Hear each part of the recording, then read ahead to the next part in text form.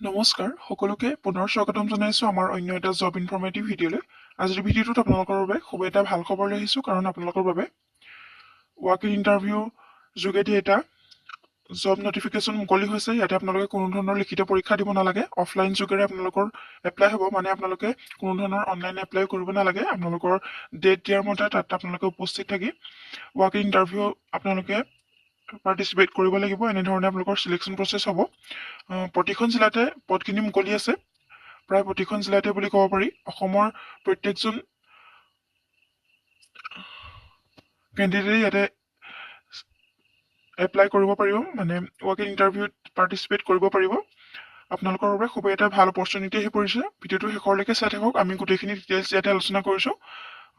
পদখিনি মুকলি কৰিছে women and child development control ৰুমৰ ফালৰ পৰা। Baksa, Biswanath, Bongaigaon, Chirang, Charaideo, Darrang, Dhemaji, Dhubri, Dibrugarh, Dima Hasao, East Karbi Anglong, Kokrajhar, Goalpara, Morigaon, Nagaon, Nalbari, Sonitpur, Tamulpur, Tinsukia, South Salmara, Sribhumi, Udalguri, Kamrup Metro', এনেধৰণৰ প্ৰতিখন জিলাতে বুলিব পাৰি আপোনালোকৰ বাবে পদখিনি মুকলি আছে। আপোনালোকে অসমৰ যিকোনো ঠাইৰ পৰা ইয়াতে এপ্লাই কৰিব পাৰিব। আপোনালোকে ইয়াৰ বাবে জবৰ বাবে ৱাক ইন ইণ্টাৰভিউত উপস্থিত থাকিব পাৰিব।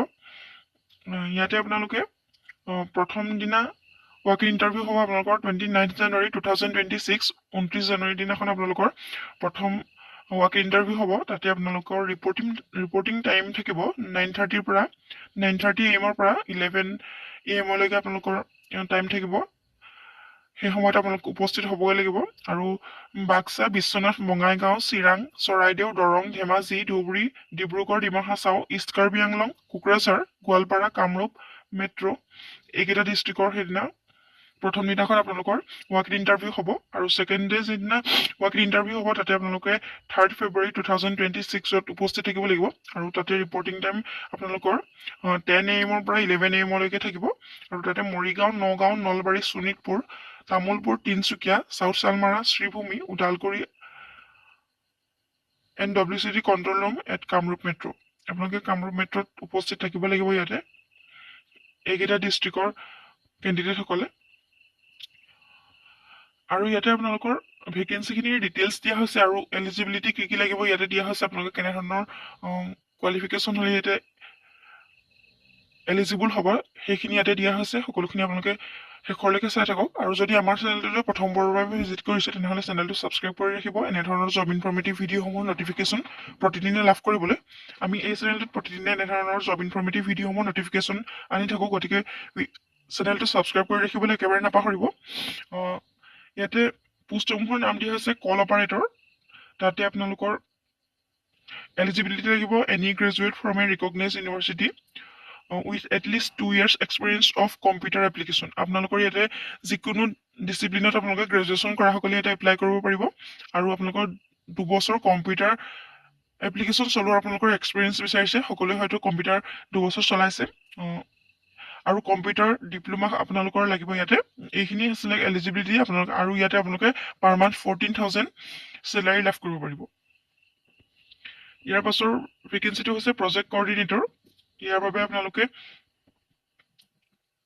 Social work, sociology, child development, education, human rights, public administration, law', psychology, psychiatry, public health and community resource management এইকেইটা আপোনালোকে পোষ্ট গ্ৰেজুৱেট হ'লে এলিজিবল হ'ব। আৰু ইয়াৰ লগতে আপোনালোক কম্পিউটাৰ ডিপ্ল'মা লাগিব ইয়াতে আপোনালোকে 23,000 পাৰ মান্থ চেলাৰী লাভ কৰিব পাৰিব। আৰু ইয়াৰ পাছতে আপোনালোকৰ এটলিষ্ট 2 yearsৰ এক্সপিৰিয়েঞ্চটো বিচাৰিছে।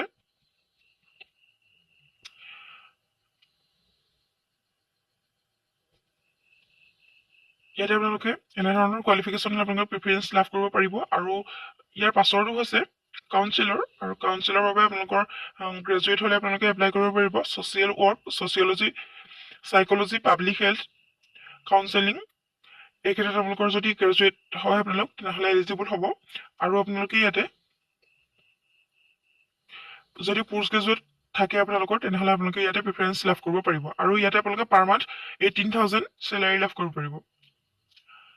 আৰু ইয়াৰ পাছৰ ভেকেঞ্চিটো হৈছে চাইল্ড হেল্পলাইন ছুপাৰভাইজাৰ। ইয়াৰ বাবে আপোনালোকে গ্ৰেজুৱেট হ'লে আপোনালোকে এপ্লাই কৰিব পাৰিব বা এলিজিবল হ'ব social work, sociology, computer sciences, information technology, community service, social sciences from recognise university. আপোনালোকে এনেধৰণৰ কোৱালিফিকেশ্যন ইয়াতে এলিজিবল হ'ব আৰু ইয়াতে আপোনালোকে 16,000 পাৰ মান্থ লাভ কৰিব পাৰিব চেলাৰী।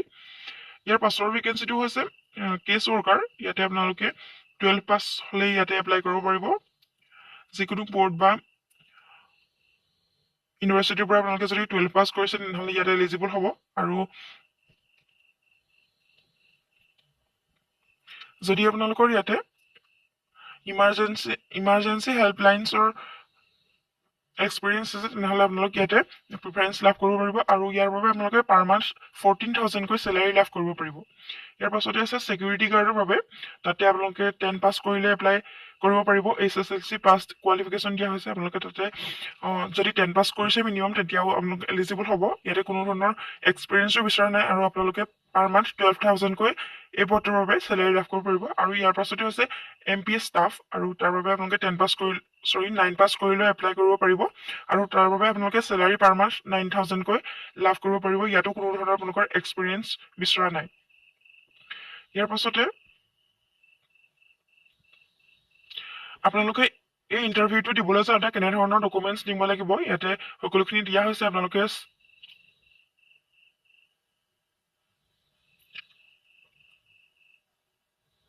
আপোনালোকৰ ভোটাৰ ID, আধাৰ কাৰ্ড, এজ প্ৰুফ চাৰ্টিফিকেট আৰু এডুকেশ্যনেল কোৱালিফিকেশ্যনখিনি সকলো নিব লাগিব আৰু ৱৰ্ক এক্সপিৰিয়েঞ্চ যদি আছে আপোনালোকৰ তাতে আপোনালোকে সেইখিনিও ইয়াতে দৰকাৰ হ'ব। আৰু ইয়াতে আপোনালোকে এজ লিমিটটো হ'ব আপোনালোকৰ 21ৰ পৰা 38 ইয়াৰ্ছলৈকে। 21 বছৰ পৰা 38 বছৰ সকলে ইয়াতে এলিজিবল হ'ব। ইয়াৰ উপৰি আপোনালোক যিসকলে ইয়াত এপ্লাই কৰিব বিচাৰে বা এই ৱৰ্কিং ইণ্টাৰভিউটো দিব বিচাৰে তেওঁলোক পাৰ্মানেণ্ট ৰেচিডেণ্ট হ'ব লাগিব। যিটো ডিষ্ট্ৰিক্টৰ পোষ্টৰ বাবে এপ্লাই কৰে তাৰ বাবে আপোনালোক পাৰ্মানেণ্ট ৰেচিডেণ্ট হ'ব লাগিব আৰু অসমৰ আপোনালোক পাৰ্মানেণ্ট ৰেচিডেণ্ট হ'ব লাগিব, তেতিয়াহে আপোনালোক এলিজিবল হ'ব।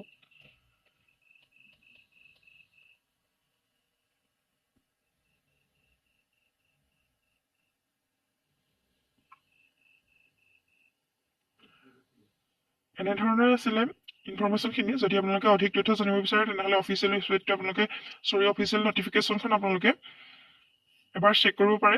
যদি আপোনালোকে বিচাৰে তেনেহ'লে অফিচিয়েল নটিফিকেশ্যনখন আপোনালোকক ডেছক্ৰিপশ্যন বক্সত দিব পাৰোঁ। আপোনালোকে তাৰ বাবে এটা কমেণ্ট কৰিবলৈ নাপাহৰিব আৰু ভিডিঅ'টো কেনেকুৱা পালে এটা কমেণ্ট কৰিব। ভিডিঅ'টো শেষলৈকে চাই থকাৰ বাবে বহুত বহুত ধন্যবাদ।